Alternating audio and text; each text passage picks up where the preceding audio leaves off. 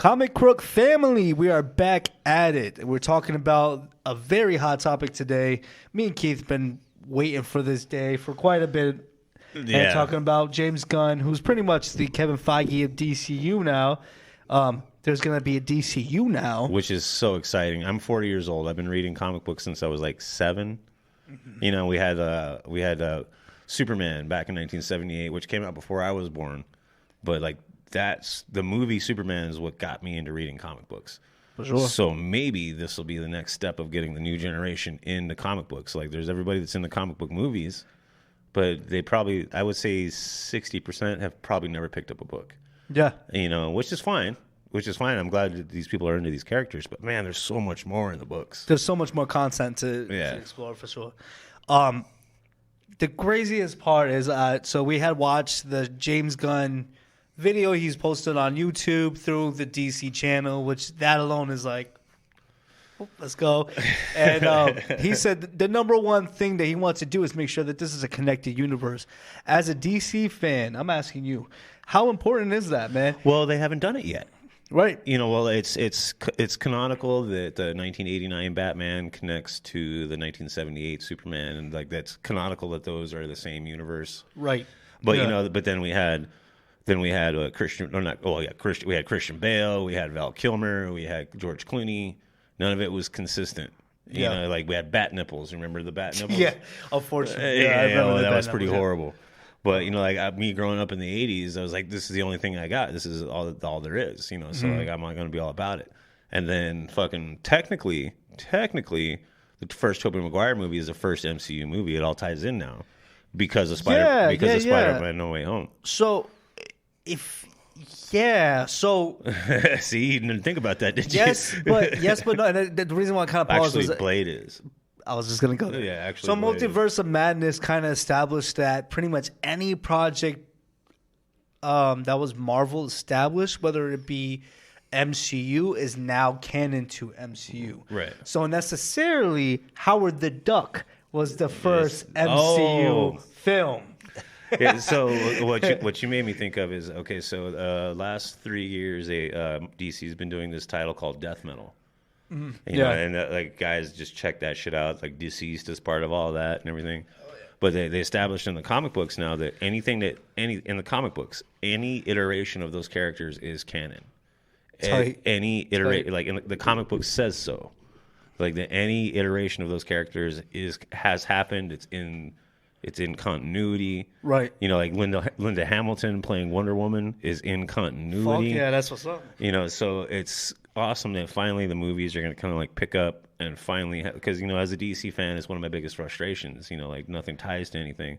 You know, like we had the Joker with Joaquin Phoenix. Right. We had Robert Pattinson as Batman. Right. We had Dwayne "The Rock" Johnson as Black Adam. Well, then we also had Birds of Prey that was supposed to be connected to Suicide Squad. But it wasn't. Now Suicide Squad is not connected. So there was like, I agree exactly what you're saying. There was a lot of disconnect. Yeah. So I'm happy that's his goal. You know, but, you know, like all the listeners out there know that I'm just a DC fanboy. I just love DC. It's just like even when we were talking to John Lehman, and he's all the characters in Marvel are better. I'm just like, they are. But I just because I'm a Marvel fan. But but it's just a matter of taste and opinion. Yeah. You know, so I think it's amazing that we're finally going to get something. I don't want to use Marvel as a ruler, you know, as a yardstick. Yeah, I want to go. But you know, they are doing something right when it comes to that. I will say, to pick a kind of piggyback and kind of like fill in the blanks of what you just said, almost DC has taken the format that's made Marvel so successful. Yeah. As far as storytelling and making things connective and making the continuity full around in respect to every project, which I'm all for. I'm all for it. Right. And so, but people don't know. I mean, if you've heard me on the podcast, you'll understand that as much as I love Marvel, I do have a lot of love for DC. And I've talked about this 100 times with you. So this is really exciting for me. You know what I mean? I'm so excited to finally see some sort of true, like, successful plan. Someone sat down and said, hey, look, this is what we need to do. Yeah. For so long, it felt like I'm going to drop 7 different films, and not one of them are going to connect, and you're going to have to like it. Well, that's like one of my biggest things is like with a Joaquin Phoenix Joker. I think it's that first movie was groundbreaking. It was Hell yeah. Well, it was a movie about mental illness. Yes. And I really enjoyed that. And I think it's a huge mistake that they're going to turn the next one into a musical. That's a huge. I hope that's some sort of joke, and then the play on that would be it's a Joker movie. Well, it's supposed to come out on April 1st. That's the thing. Maybe that's the joke. Get it? Joker, joke, well, April Fool's Day. Yeah. But we'll see. But I think replacing, like all the continuities or whatever, having Lady Gaga pick up the mantle as Quinn, I just don't know how I feel about that, man. Like she's age appropriate for Joaquin Phoenix, but I just don't know, man. So have you ever seen the movie A Star Is Born? No. Okay. So it's completely a different movie from the Joker, right? But what I will say is Lady Gaga is so fucking ridiculous. Well, she's amazing talented. in American Horror Story. Like, she's so talented, it's crazy. So I think truly it's going to be like, in my experience, I had a lot of people come up to me, oh, Joaquin Phoenix is going to be trash as Joker. I say he's going to fucking kill it. Which he did, right? Robert Pattinson's going to be trash as Batman. No, he's not. He's going to fucking kill it. And I really loved it. I would like to see Joaquin Phoenix be Pattinson's Joker. That's what I really wanted. That's what I would. That's what I really wanted. To see. But it's confirmed the Joker for Pattinson's universe, which would he's an Irish guy. Yeah, he's an Irish guy. I forget his name on top of my head. But he is in the Eternals. I forget his name. Is Druid in the Eternals? Yeah, and he also was in. He was also in this amazing movie called The Banshees of Ludan. Yes, sir. And dude, it just got nominated for Grammys and shit. For best actor, best screenplay, best Awesome. I just got to shout out to my Irish people. Hey, shout out to the Irish people out there listening, man. That's a W for you guys for sure. The Joker's gonna be Irish. That's tight. Deal with it. So, and those are labeled as DC's Elseworlds. Exactly. Which is going to be has been established with James Gunn. He's saying it doesn't live in the same universe as his new movies going forward.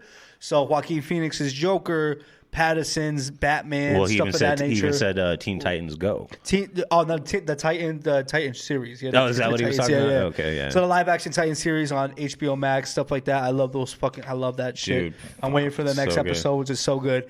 That's going to be Elseworlds, which is nice. Even though it's not connected directly to the main DCU, at least now it has a place. What's their version of the multiverse? Yeah. Yeah, and then it comes to Elseworlds and stuff like that. So now we're going to dive into kind of what he's saying. It's called Gods and Monsters. This is cool title for a run, instead of phase 1, phase 2, I think that's pretty cool. Yeah. So, and this is not even the half of it, is how he explained it. This is just the ones he wanted to talk about. Well, it just sucks that his 10-year plan, I'm going to be 50 by the time he's done with his 10-year plan. Hey, man, I'm all for it. So, we're sitting here still. So, when I discuss these few movies, I will kind of clarify. This still starts off in the DCEU, okay? So the plan starts off with Shazam, Fury of the Gods. I loved Shazam 1. What did you think? Oh, I loved it, dude. Yeah. Like, one of my favorite scenes is when Billy's on the top of the hospital and like his family's in trouble and they're all being held at the carnival grounds. Mm-hmm. And he just is finally coming to grips with who he is. And he goes running off and jumps off the building. Shazam! Yeah, yes! Yeah. It was so good. Yeah, because he's a personal favorite of mine. If you go back on the Nerdy Bones channel, I did the history of Captain Marvel, where I covered Marvel's Captain Marvel and Shazam Captain Marvel, and then where they it was kind of a respect thing. So DC was like, you know what, you guys gotta have take Captain Marvel because that makes more sense. Well, Yeah, so, again, I'm glad that he brought that up. DC and Marvel are really not in competition, you guys. If you guys know anything, DC and Marvel really are not in competition. And it's not saying one is better than the other. They truly, since the start days, had a lot of respect for one another. It's been the fans who's been against each other. Right, because it started as fantasy comics and detective comics. Yes, sir. Well, and then before detective comics, it was Wildstorm.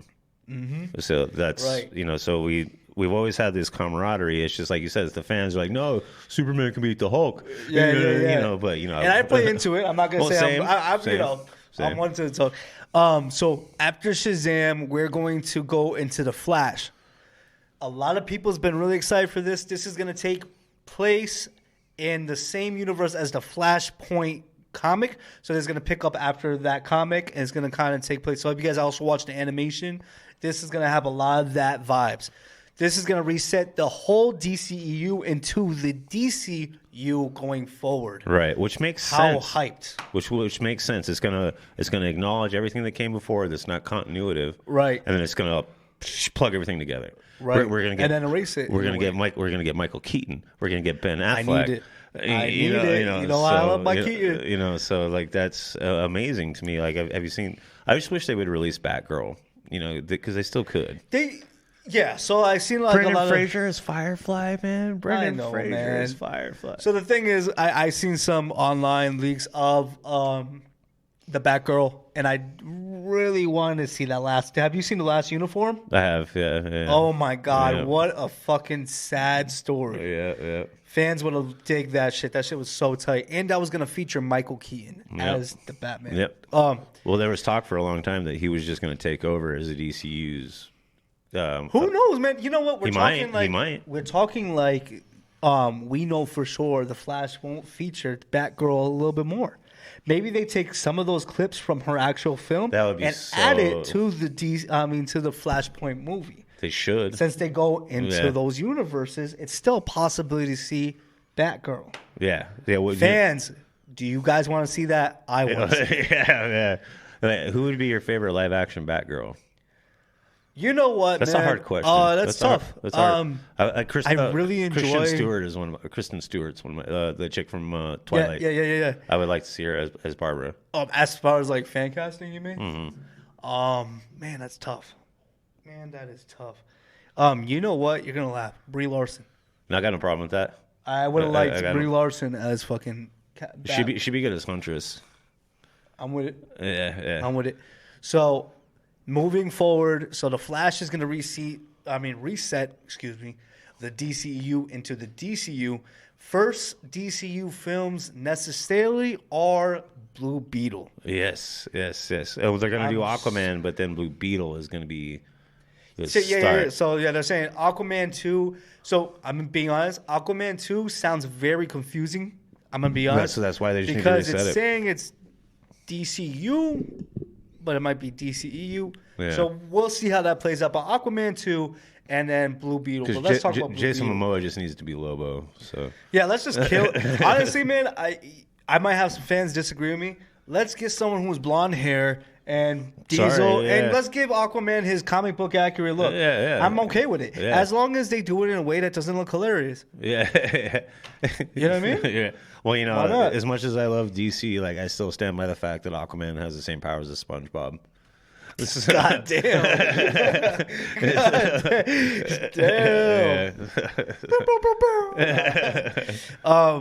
But Blue Beetle. Jaime Reyes. I'm so excited.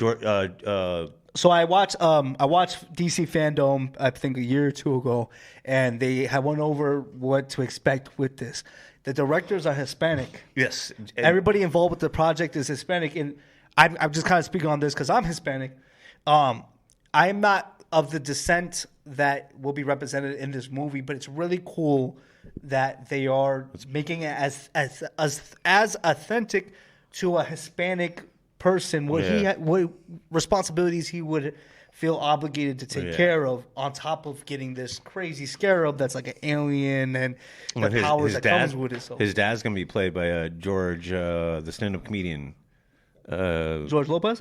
His dad's gonna be played. Why the fuck not? Dude. Yeah. So he will be represented as Mexican, and in the comics he's Mexican. Yeah, dude. And the screenshots we've seen of the costume, like, dude, the costume looks fucking amazing.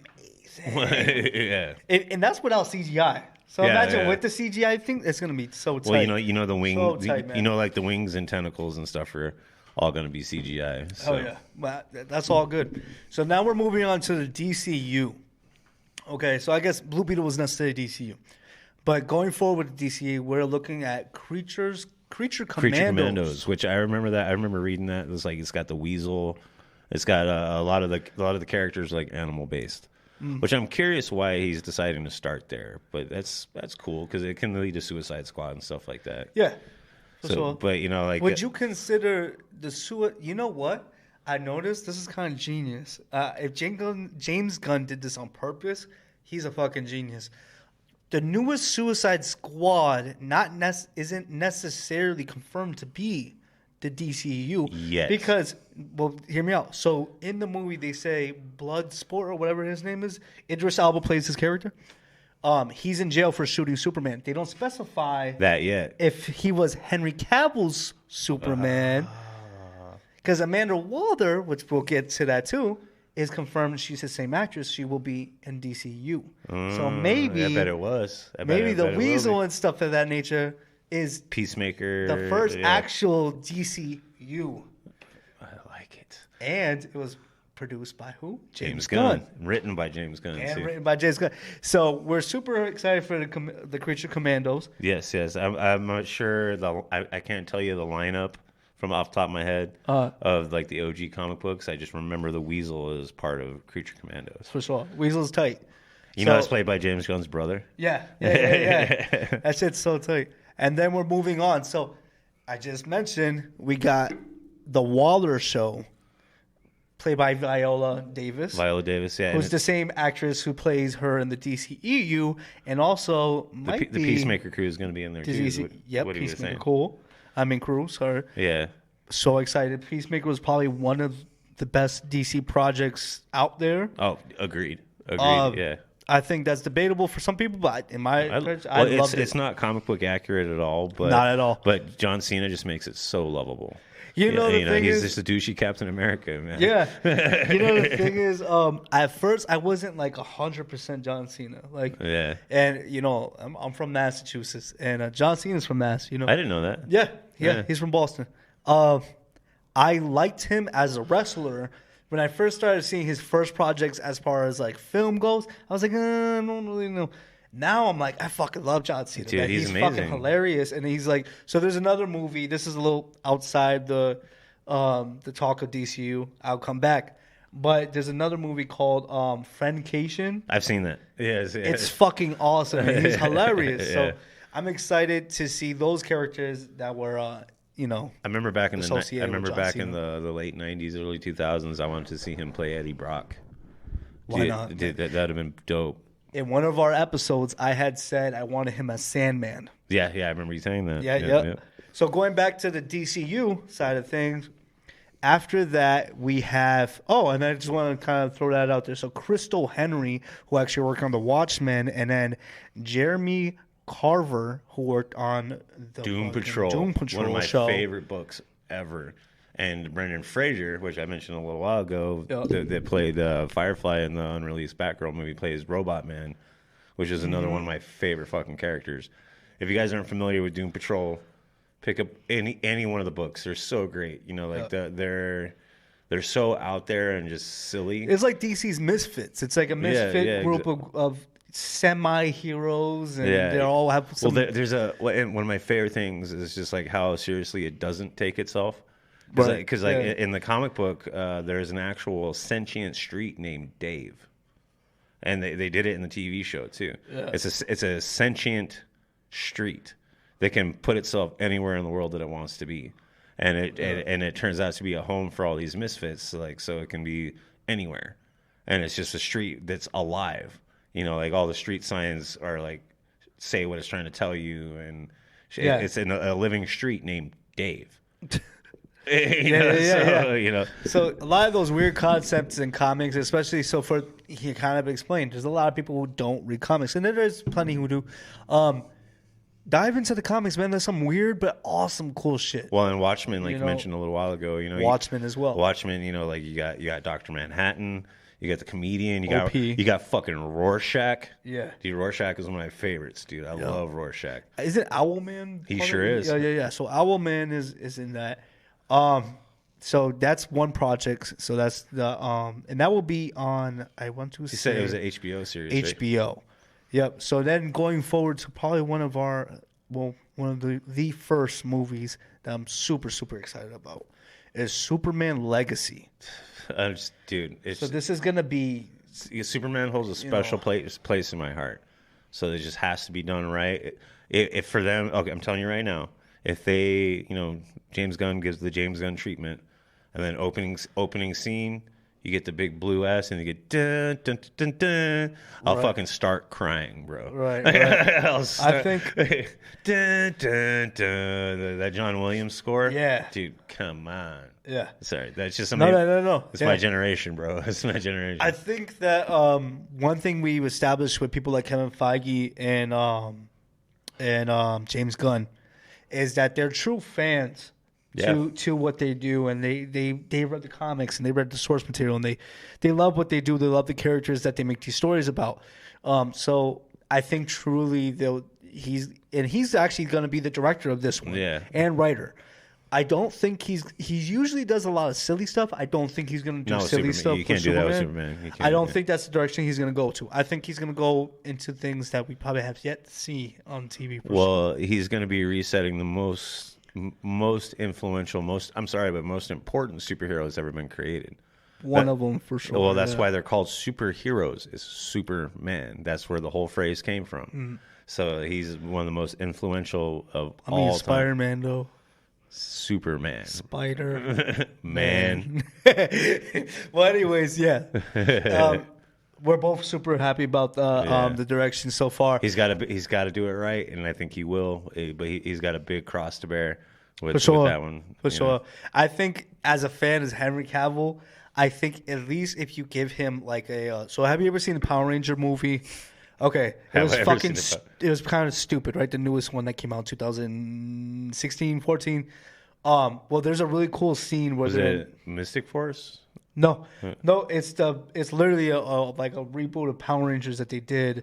It was not that great. Well, the only good part I fucking lost my shit about is in the midst of them saving the city, you actually see. You're talking about the movie. Yes, the movie. Where you see Jason David Pink Frank, Ranger, and you see fucking my nigga Green Ranger. Jason David Frank and Amy Jo Johnson. Yes, they're like down in the crowd and like, whoa. So as long as I can get a kind of a Henry Cavill cameo version in that, I think that'd be pretty fucking cool. Yeah, well, just at least and then like a kind of like a just like a head nod, I'm passing on the torch, but I'm not actually Superman here. But we know to be fair, the only acceptable Superman since Christopher Reeves has been Henry Cavill. Absolutely, that's 40 years later, bro. Yeah, we had Dean Cain, we have Tyler, I forget his name, Tyler. He's on Superman and Lois. He does a good job. He's all right. But he's not. It's not. Henry Cavill definitely embodies Superman. I don't think that they would change him if they had no expectation to double the right on the mark. He's got to be at least 6 foot plus, though, at least. And I believe that the way that this was told to me is that this movie's going to take place where he's a younger Superman. Which is fair, because they'll have to touch legacy, on, they'll have to touch on Smallville and Lana and all that stuff. Should be. I'm okay with that because I told you we talked about this in the previous podcast. I loved how big Smallville was. Smallville was amazing. Yeah, fuck yeah, hell yeah. Michael Rosenbaum. Yeah. On that note, they need to bring back Michael Rosenbaum as fucking Lex Luthor in the DCU. Not? Just do it. Why not? They did it in Crisis on Infinite Earths. You just do it. Just do it. They did it in Crisis on Infinite Earths. I'm down. Yeah. All right, so we're moving forward, man. I have been very excited about this project before I even heard it was 100% true. So it's called Lanterns, HBO Max. Right, it's gonna be on HBO Max. The Emerald Knights, man. So we're getting both the two main. Yeah, John Edwards and Hal Jordan. Right, and that's as far as most Lantern readers go. Those are the two, other than Kyle Rayner. Mm-hmm. But that's like the most quintessential Lanterns. For sure. And then James Gunn was saying that sprinkled more. Yeah, Guy Gardner, Jessica Jane. Like, come on, man. Yeah, and he said that whatever happens within these HBO Maxes is interconnected, very similar to how Disney Plus's Marvel shows are connected to the main story and antagonizing towards the like MCU. Well, one of the unique things that they're doing is he specifically said the animated stuff is going to start connecting too. Yes, Marvel doesn't do that. So it does ever since Multiverse of Madness. So the What If series is a direct connection to Multiverse of Madness. I forgot about because if you've never seen the What If series, you wouldn't understand why Captain Marvel is Jane Carter. Yeah. Captain Marvel is actually her friend instead of Brie Larson's character. Yeah. And then Captain. No, I was thinking of Captain. Yeah. Yeah. Instead of Captain America, it's Captain Jane Carter. Jane Carter. Yeah. So, but still, very cool shit. Very cool shit. They said that they will be pretty consistent with the actors that are doing the voices and the actors who will be popping up for the live action stuff. So super cool. All I know is if he drops the gun on Jason Momoa as Lobo, like Jason. Yeah, Jason Momoa has already been talking about it, and it's like, come on, it's gonna happen. Yeah. I think that's like so. He was pretty specific that this is not all of Phase 1. Yeah. Moving forward to the Authority. So you had mentioned at one point it was Wildstorm. Yes. These are Wildstorm characters. So how cool is it to see the OG shit come back? One of my favorite characters from the Authority is a guy named Midnighter. And he was basically Batman. He's basically essentially... Actually, the better way to put it is he's essentially the Marvel's or the DC version of the Punisher. Tight. I'm all with it. That's the best way to put it. You had me at Punisher. So like that's... I remember reading Wildstorm books and as the Authority. I forget the character's name, but she's basically liquid metal, kind of like the T-1000. Mm-hmm. They have their version of Wonder Woman, they have their version of Superman, and there's like the Authority. It was a different comic book company, and then DC bought it and just brought them in. Right. What I mean? Like I forget their version of Superman, but he's a badass too. But it's an interesting choice to bring in the Authority. That tells me that James Gunn reads comic books. For sure, that's what I was gonna say because that's OG shit. So like, him bringing back some of like the OG DC before DC exactly before DC was established. There was Wildstorm, Detective Comics, and actually to start off, I misspoke earlier. Marvel's original name was Timely Comics. I was gonna wait till you corrected yourself. I didn't want to do it, but Timely Comics. Yeah. I misspoke because it was Amazing Fantasy. It was the first time that Spider-Man appeared. Correct. Yep. Which is a story in itself, which is so awesome. Super cool. We're also going to be moving on to I believe this is an HBO Max show, and it's called Paradise Lost, and it's going to be based off Themyscira, which is the place where... Paradise Island. Yeah, Paradise Island, which is where Wonder Woman is mainly from. And what did James Gunn say? Cool. He said it was basically going to be like Game of Thrones, but with superheroes. Yeah. I'm like, all right. Exactly. Right. That's probably gonna predate Diana. Sure. So it's probably gonna start before she's even born, which is fine. I think by the end of the series, it will push a story forward, which will be whatever threat they face in the whole series will probably return, and that'll be the Justice League going forward's new threat. Right. Because I'm assuming, what he's saying is it's all connected. So whatever happens, all this is going to affect the greater DCU. Right. So I'm very excited with that project. I'm going to let you talk about this one. Go ahead.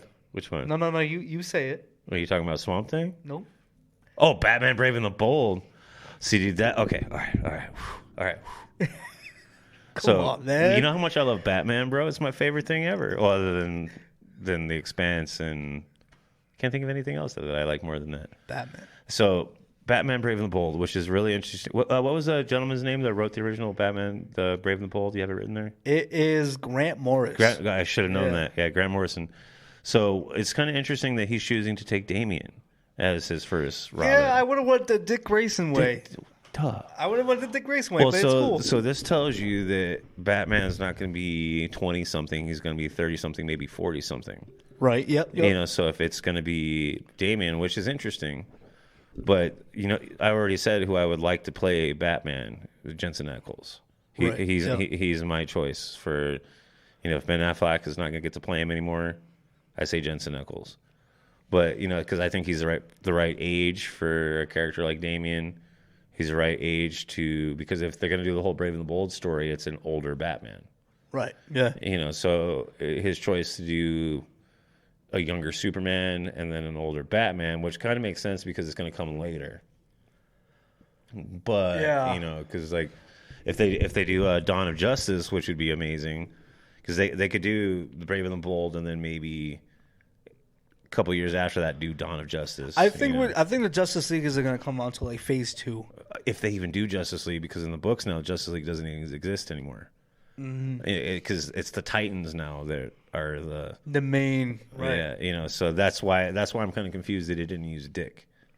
Unless the story picks up where he acknowledges that Dick moved on already and moved to Detroit. Right. Yeah. And then he's he's Nightwing and has done his work as Batman, and has done his work in the Teen Titans, done his I think Overwatch is the other group that he was with. For sure. Something. I think I could be wrong. Correct me out there, guys.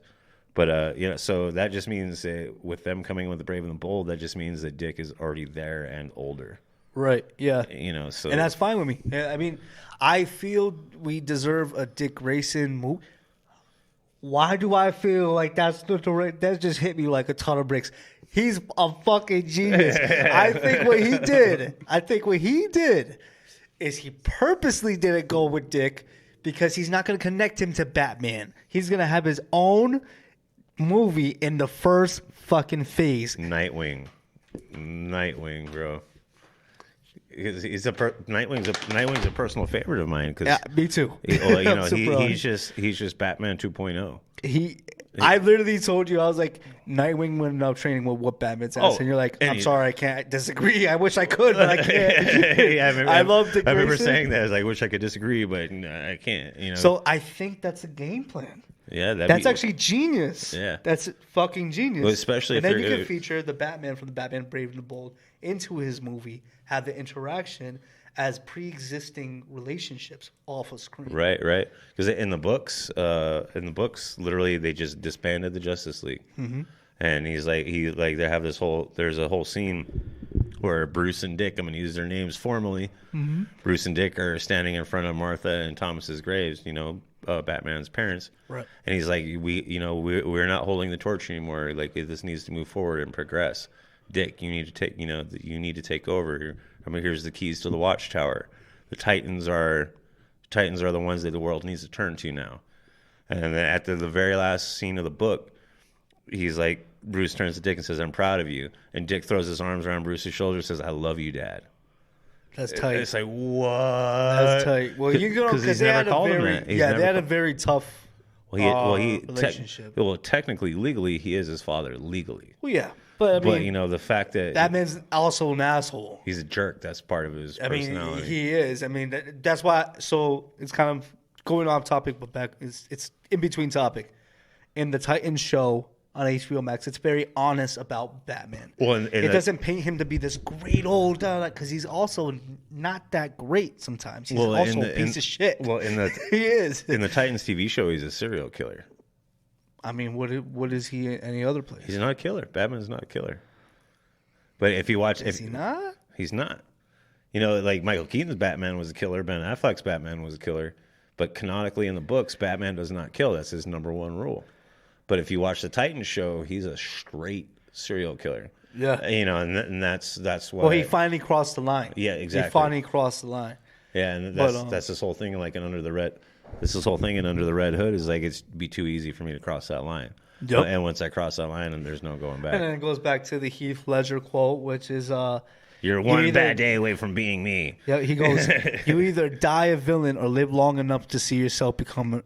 you die a hero or live long enough to see yourself become a villain. Right. Very crazy. So going forward, so that's the Batman Brave and Beyond. We're very excited.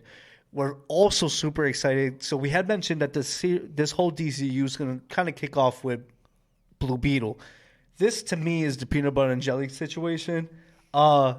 Booster Gold, man. Dude, I love Booster. Yeah. He's such an underrated character. For sure. One of my favorite things about Booster Gold is if you read the book. Zac Efron.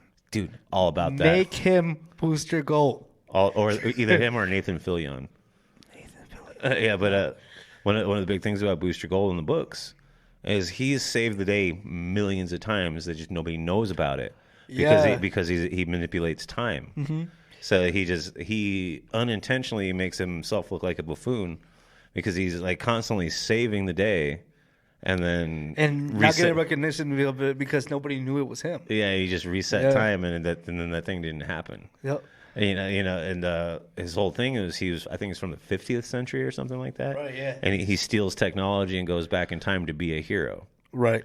Which it's all well and good. He still had the right intentions. So he's like, I'll never forget one of my favorite episodes of Justice League Unlimited. So it focuses on Booster Gold. I love Justice League Unlimited. It focuses on Booster Gold, and Batman's there, and it's those time siphons. I think they call them time siphons. So where like basically everybody dies, and then Booster pulls Batman out of the time stream and brings him to the Gold Cave or whatever he calls it, something to that extent. To something to that extent. Yep. And like Batman's like, I'm fucking impressed, dude. You do this all the time, and you don't tell anybody. And then he fixes everything and brings Batman to the point out of time where he took him from, and Batman's got no memory of what's happened. Right. And Booster's just like, it is what it is. Yeah, and the thing that James Gunn had mentioned is that he's going to kind of be a loser in the sense of that's fine. In his present time. So keep in mind he's from the future. So in his present time, he would be considered a loser. Right. So he's kind of a character who has something to prove. Mm-hmm. So it's going to be really cool to see that happen. We talked about fan casting of Zac Efron and Nathan Fillion. So that will be on HBO Max. Again, that is part of the DCU. Moving on to Supergirl. Woman of Tomorrow. Which is great because that's a play on the Man of Tomorrow. Yes. Which is a huge Superman run in the 90s. Mm-hmm.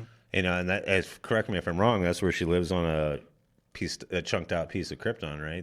It's pretty much she lives in post-apocalyptic Krypton. She witnessed everything go down. She lived through it, and Superman was already sent to Earth years ago. Yeah, so she's technically older. Yeah, she's technically older. Yep. So she wasn't sent before Superman, like depicted in particular comics. This comic's a little bit darker. He called it specific. James Gunn said it was going to be a space opera. Yep, and said jaded. That she will be a more jaded character, a little bit more edgier. I said darkier because I was going to say dark and edgier. So that's darkier. Yeah. And this world is darkier. That's my movie guy voice. Yeah, that's the baby of those two words. And then to the last thing, I'm gonna let you take it away, man. Swamp Thing, bro. Yes, sir. So any of you guys have listened to any single episode we've done knows that John Constantine is my favorite. Yeah. John Constantine made his debut in Swamp Thing. Yes, sir. So having Swamp Thing come up, it's going to be darker. It's going to be bring in the supernatural side of things. I bet you $100. $100. Keanu Reeves. That the post-credit scene of that movie is going to be Constantine. It has to be. It just has to be. It just has to be because, like, even if they don't use Keanu Reeves, I say Matt Ryan, or whoever they choose for their new DCU. Yeah, he's just got to be Cockney. Cockney is that oi bro. Yeah. Like that. That's as long as he sounds like he's from Manchester. Yeah, he's from the UK in the comics. So. Yeah. So like, one of the things I loved in the Constantine TV show, he even says like he's talking about the Elseworlds. He says somewhere out there, there's a version of me that's got black hair and doesn't have an accent. Yeah, Keanu Reeves. So, he's talking about. Yeah, so that's. Swamp Thing would be so essential because then they could bring in Zatanna, they could bring in Dr. Fate, they could bring in Etrigan the Demon, gone the form of man, bring the demon Etrigan. Come on, man! That was, if they have that in their 10-year plan, they're going to more than catch up with Marvel. Well, this is what I'll say, right? Is they said that this thing is called Gods and Monsters. They said that this is not all that is on Phase 1. Right. So I think if we're filling in the blanks here, we're going to get a lot more monsters, like you were just saying. Etrigan the Demon. Etrigan the Demon. Zatanna. More gods. Rasputin. Come on, dude. Like, just in the Swamp Thing universe, they can get into the green and the red and the blue, which are the forces of the universe. You know what I mean? Yeah. Because Swamp Thing he's the avatar, without a better word for it, of the green. Mm-hmm. Like Swamp Thing can feel and respond to and communicate with every single plant on the planet, which made him a big force in. Have you read Deceased? Yes. Yeah. Like he was like the DC's. DC's. Yeah, it's basically DC's version of Marvel Zombies, basically. So it basically boils down to Superman has lost his powers, and he's got his right arm is from Darkseid. He's got an apocalyptic right arm now, and so more or less zombies are just running over the planet, and then they go to find Swamp Thing to try to restart growth in the green, and then he just. Yeah, if you guys read Deceased, it's just too much, man. The Flash dies, Superman dies, Batman dies, and then that leads into death metal, where you get the Batman who laughs. Yeah. If you're familiar with that, right? Yes. Then he becomes the Darkness. He's literally just Bruce Wayne that gets the Joker toxin and just goes in a whole another direction. He decides to absorb every speedster, Red Death. Yeah, he is. Yep. And then he gets into and then he gets into a fight with the creator of the universe. I forget her name in DC, but the imagery is amazing. It's like literally them in the cosmos, like grappling hands and like pushing back and forth, because he's the darkness now. He's the Dark Knight. The darkness. Yeah. And then that's when Wally West sits in the Mobius chair, because all the speedsters of the universe are being chased by the Batman who laughs, because he's trying to take their speed. Yeah. It's just like it's super dark direction. So that's what we have. Yeah, that's what we have for the DCU, and that's not even him announcing. He said that's not the whole phase 1. Right. So because he said he has a 10-year plan. Whoa. I mean, whoa. What do you guys think? I'm so glad that we actually have a connected universe. Right. So what is it you guys think? What do you think that you hope to see in the phase 1, phase 2? And who do you want to see playing your favorite heroes? Yeah, for sure. Let us know your fan casting. We also have a Facebook that you can let us know things. We'd like to hear from you guys. Message us. We're pretty good at responding. Yeah. And we're actually at this moment, the YouTube people already know. The YouTube people have already been watching before we hit record. So if you guys go to YouTube, Comic Crooks, you can see the actual video of us recording this. Yeah, you get to see us sitting in the studio talking to each other. Yeah, so you get to see. And you'll get more of a feel. So we're gonna get more of a feel of this. This is our first time doing a video and stuff like that. So I mean, as the videos go on, we'll all kind of get more comfortable. Yeah, more understanding of the technology. For sure. So because I'm still working on getting our video that we did with John Layman up here. So I'm gonna figure it out. Yes, guys. Awesome dude. Yeah. So happy that we got the interview with him. And he wants to talk to us on a regular basis. Like, 6 come months on. Updates. We got exclusives. Awesome guy, for sure. And we might be meeting more people in particular events that's really gonna pique some of y'all. We're getting invites. Yeah. So for those, you know what? Stay tuned. Yeah, stay tuned. Stay tuned. All right, Comic Crooks. All right, like we always say, our channel is your channel. Be kind to each other. Take care of each other. We love you. And we'll see you next time. DC, Marvel, whatever you guys want to talk about, let us know. We'll see you later.